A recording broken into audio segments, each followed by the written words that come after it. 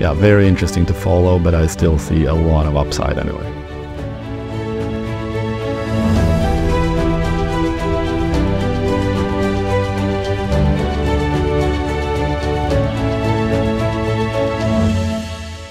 Per, 2023 has been an incredible year for uranium. It's one of the best performing commodities globally, up over 50% on the year. So we have a lot to celebrate and a lot to discuss. And why don't we just start with what the catalyst was, because it wasn't too many months ago when the uranium price was languishing, and so were a lot of the stocks.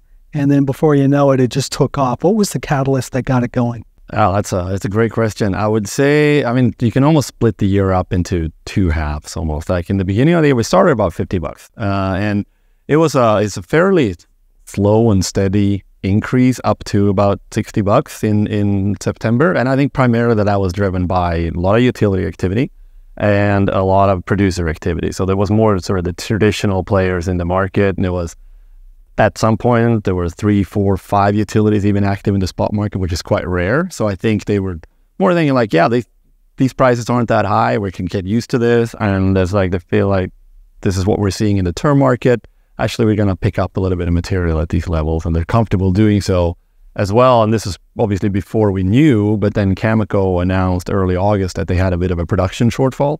So they needed to pick up a little material there. I think Orano did the same. You can add the Niger issues obviously to their portfolio as well, and we'll touch on that later, I'm sure. And even the Kazakhs a little bit when they're picking. So the traditional players, they were there. Maybe that's the steady, nice increase up to $60 and up to the WNA in September. And after that, something changed, and I would say it was more, that's when the traders and the hedge funds and other sort of more on the financial actors took over, and they drove they were the majority, the big reason why we saw such a big movement. And that was the drive from 60 to low 70s in only a few weeks. And then after that, sure, the activity, sort of the burst of activity, we got up there.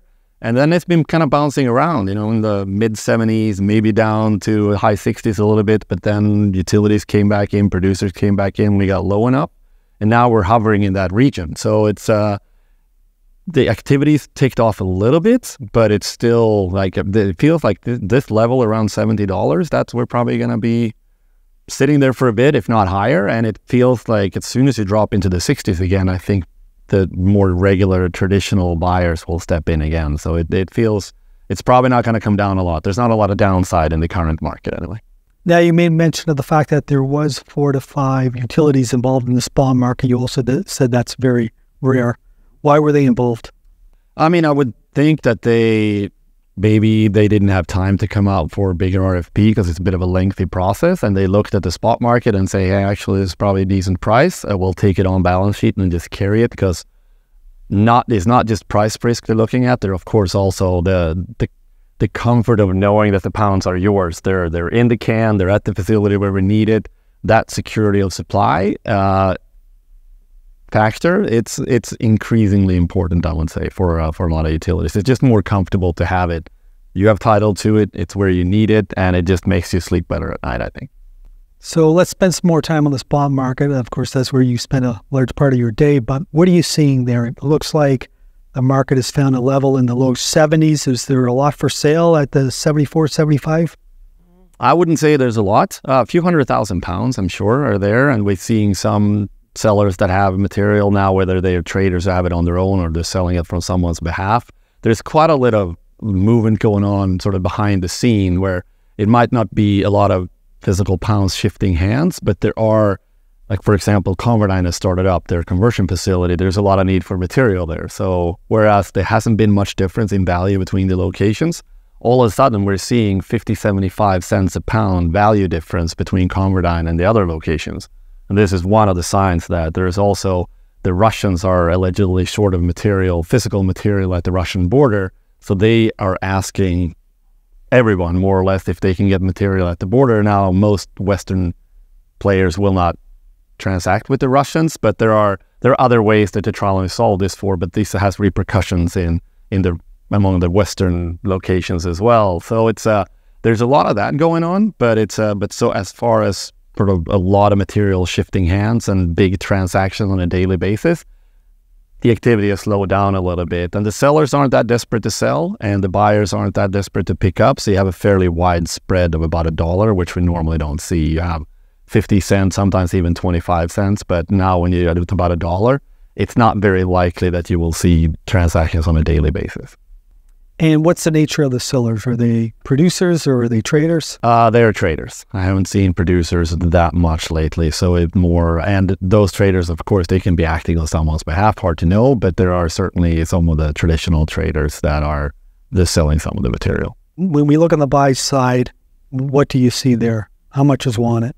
Yeah, that's. I mean, there was quite a lot of activity, mainly like at some point right after WNA, or a couple of weeks after WNA, when you had that big run up to low 70s. We had one day, I think it was 5-6 different bidders, and it was basically leapfrogging each other, and then you had the resulting price movement as well, of course. Now that calmed down quite a bit. There's maybe a couple of bidders, and like I said, a fair bit away. They're not really chasing any offers at this point. So they're just sitting there, and if it comes down, pick it up. They're happy, and if not, they're not going to chase anything. They just wait for it to come down. So it's, but yeah, there's a couple of bidders there for sure. And are these other financial players, or are they hedge funds? I mean, it could be some funds for sure. Some traditional traders could do that as well. They have a utility contracts they need to place a little bit into, or they have line of sight to a utility that's about to issue an RFP, and they just want to stock up a little bit so they have something competitive to bid into it. So it's it's a wide range, more of a change on a daily basis. So you just mentioned RFP. Why don't we go there now? What are you seeing in terms of RFPs? There has been, well, a lot more activity than you normally see. So far, it's been mostly Europeans that have been active. We've seen at least a handful of utilities in Europe who have issued and concluded RFPs. We also have some active. Some of them are just about to sort of their window closing. So you'll send in your offers to them, and then they'll take a couple of weeks to evaluate. So they'll be awarded before Christmas. Haven't seen that much in North America just yet. I'm sure that they're going to come up and they will issue some before the end of the year. And also in Q1, I think we'll see quite a few in North America as well. So Europe is sort of not at the end of it, but a lot of entities in Europe they are concluding their contracting right now for the nearer term. I think like next year, you're going to see a steady flow of RFPs come as well, but sort of that immediate push that was after when you had, for example, the VVR operators in Europe, the Russian design ones that needs to move away from the traditional supply from Russia, they're basically mandated from the Euratom Supply Agency that you need to find supply elsewhere. So that sort of initial flow that came into the market of like a steady flow of RFPs that came in, that's sort of starting to come to an end now. But then now it's shifting a little bit more over to North America, I would think, anyway. But it's a lot more activity than we normally see. And they could be small ones. There's the 100,000 pounds in the spot market. And it could be some really big ones, like a Korean one, for example, that are over 6 million pounds over 5 years. So they come in all sorts of shapes and forms. But it's overall, I would say there's quite a bit of activity here. And you mentioned that Korean RFP. Has that been awarded yet? Not to my knowledge. I think they're still evaluating. And why are the Europeans so much more active versus the Americans? I think it's the proximity to the conflict in Ukraine. It's as simple as that. Then obviously, I mean, the one I referred to where you have the Russian design operators, they were more or less forced to. But even so, other traditional European, they have Western design reactors, they have also been a lot more active than North America. And I think it's simply a factor that they're closer to the conflict. So it's more top of mind. Obviously, at last winter, you had the energy crisis more or less with gas prices shooting up, and they were hit harder by it. So I think they felt more pressure to act sooner than they did. And also we've had some very positive announcements. For Belgium, for example, they're going to extend the life of their reactors. TVO in Finland doing the same thing. So that, of course, that means that once you make that decision, like now we know what our operating horizon is extended, well, then you can start procuring fuel. You can't really do it until you've taken that decision, right? So it's also a natural flow of these decisions. But same time, we saw the same thing in the US with Diablo Canyon. Fantastic news. But they could not go out and procure the material until they had taken the decision that they're going to extend the lifetime of that reactor. So, and I think we will see some more of that next year as well. I'm just curious about this Korean RFP, like for £6.5 million. Is that a good size? I would say it's healthy. It's over £1 million a year, so that's fairly significant. I mean, is it enormous? No, but they also do this almost every year. Same time every year, they come up with the same volume. So they basically layer in tranches every year. They're very methodical in what they do. I think they'd be quite successful at it. They have some good prices. But it's also interesting because it is fairly public. You kind of see the terms that they list, what they would like to see, and it's more of a wish list. I don't know if, like, I think this year we want to see a $58 floor and we want to see a $90 ceiling. These were not escalated, but obviously they become something very different if they are escalated. So at the face value, they look actually quite high. But the interesting thing is if you look back a few years and you look at those price levels, they are very different than what they are now. And they obviously ask for a lot of volume flexibility. I don't think they're going to get that. So it's a good tell on how the terms are shifting. And are there any other RFPs out there larger than the Korean one? I don't know if they're larger, but they're a similar size, and they add up. I don't think it's that common. You have to be a pretty large utility to do any bigger than that, and you also take a pretty strong view on price. Okay, this is the time we're going to go out and buy a lot at one single time, but it's quite rare that they're bigger than that size. £1 million a year for 5 years, that's a pretty healthy amount, I would say. So we have a number of new financial players involved in the spot market now, including hedge funds.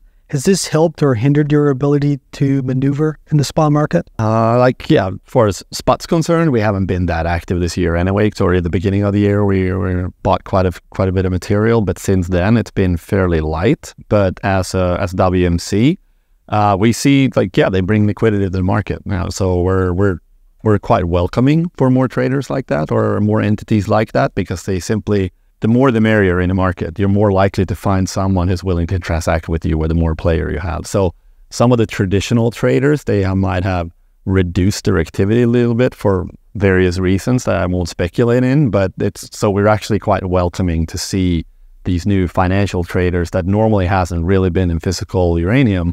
They have opened account at the physical facilities and they are actually transacting in the market. So to me, that's only a good development. How do you see the spot market evolving? Do we stay at these levels? Are there players within the spot market that want to keep it or maintain these levels? This is a pretty good level. People are happy. You don't see anyone trying to cram a bunch of material into the market. You don't see anyone desperate to buy anything either. I think most people are closing out their books. It's impossible to predict anything, but I think between 70 and 75, it's a healthy level. Can it go higher? Absolutely. Can it go lower?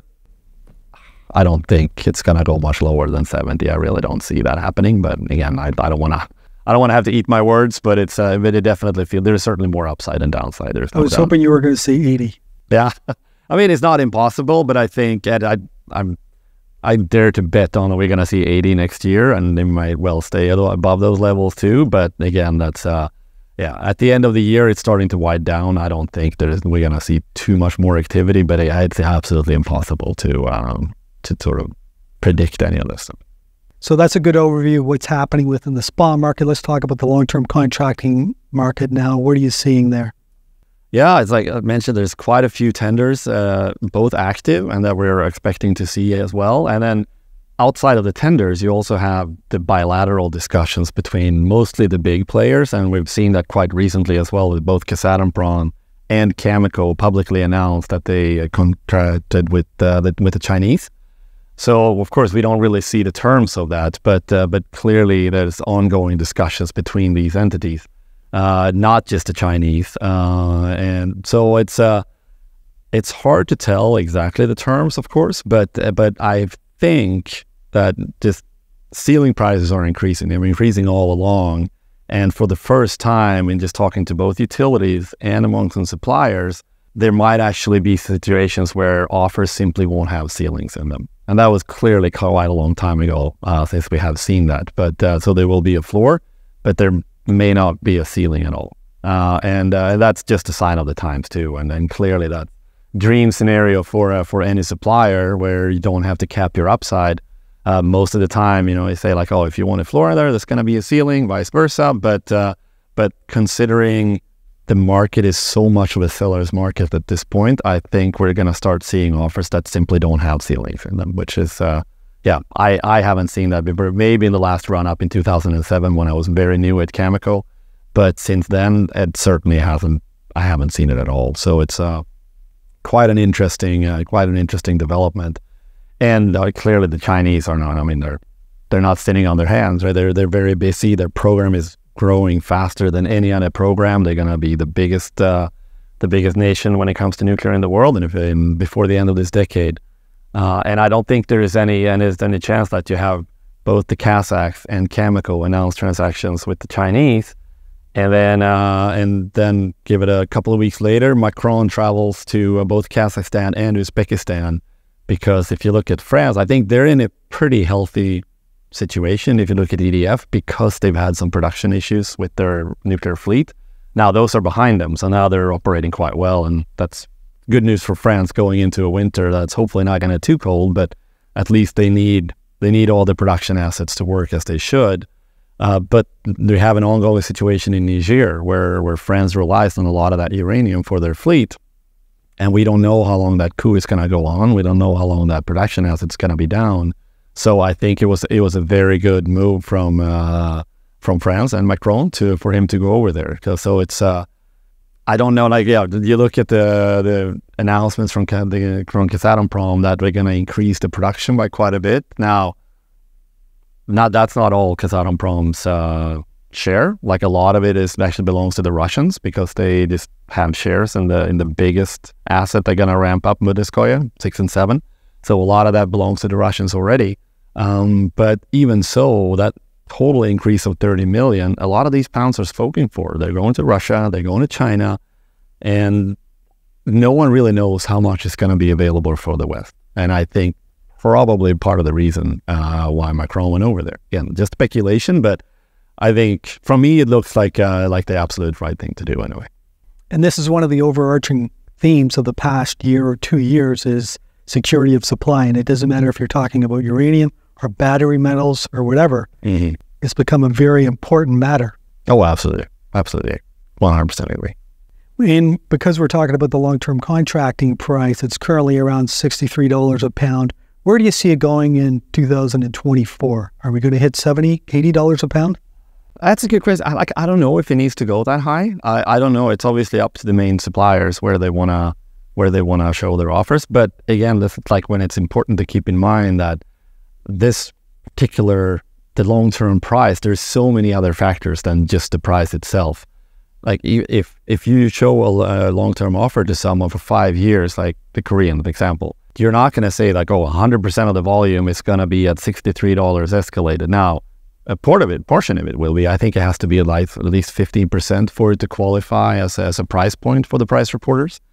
But there's so many other factors in this that first of all, the escalation is not capped. So if you have a $5% escalation, even if you're at 63 this day, it starts to escalate from day one, more or less when you sign it. So the first delivery is not 3 years from now. You're well into the 70s before you deliver any of those pounds. Also, the fixed price portion of that base escalated portion of a price contract is only one thing. The other one is the market related, and that's where the terms really have changed. Where you had a $60 ceiling before, now we could have a situation where there is no ceiling at all. And if you're a producer and you're like, I can get a significant share of this contract market related without the ceiling, well, of course I'll offer you $60 escalated. I don't care. I don't even care what that price is. All I care about is that I'm going to make the portion that is market related as big as possible, and I'm going to make that ceiling as high as possible, or not even have it at all. I would easily trade off, take away the ceiling, and I'll drop the long-term price $5. Of course, that's a no-brainer. Any producer would do that. So there are many factors, basically what I'm saying. It's like, it's so hard because the market is so opaque, and it's like, of course, we're starving for information. We want to know, like, where is the market at? But you just don't know. So that's why it's dangerous to stare yourself blind at the one little price point that is available, but there's so many factors around it that you simply don't know. So that's where talking to utilities, if they will share anything, or like WMC do, our company will throw in an offer and see what happens. And, it's like, if utilities engage with us, then we know it's like, oh, we're not that far off. We weren't really expecting to do that, but that's sort of, it's a slow process of finding these things out, but it's how our market works, and you just have to live by it. You speak with fuel buyers across North America and Europe. What are they saying about this current environment? I mean, they're very intelligent people. They know that like the years following Fukushima, that clearly wasn't sustainable. Those look kind of low prices. Of course, yeah, it was great for their margins, but again, the fuel cost is not that big of a factor in their operating economy anyway.